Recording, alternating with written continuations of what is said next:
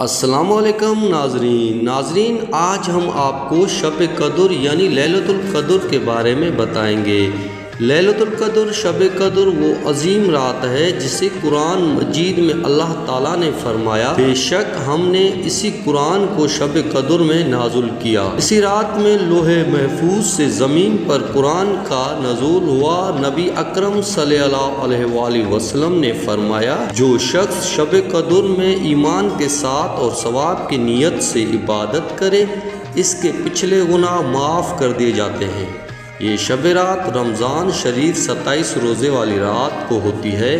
ناظرین 27 رمضان کو عبادت کرنے کی ایک بڑی وجہ یہ ہے کہ بہت سے مسلمان اسے شب قدر لیلۃ القدر ہونے کا ایک قوی امکان سمجھتے ہیں۔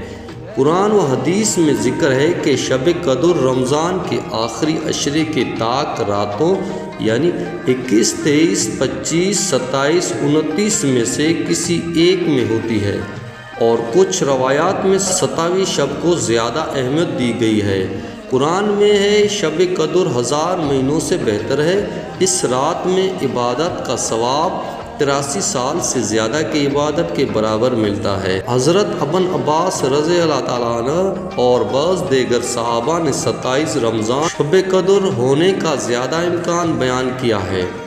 اس رات میں اللہ کی رحمت خاص طور پر نازل ہوتی ہے۔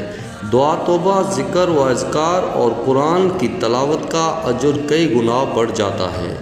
اس رات میں فرشتے اور جبرائیل علیہ السلام اللہ کے حکم سے ہر کام کے لیے اترتے ہیں۔ اللہ کی رحمت اور برکتیں زمین پر نازل ہوتے ہیں۔ جو شخص شب قدر میں ایمان کے ساتھ اور ثواب کی نیت سے عبادت کرے اس کے پچھلے گناہ معاف کر دیے جاتے ہیں۔ تہجد، صلاۃ التسبیح اور دیگر نوافل پڑھیں۔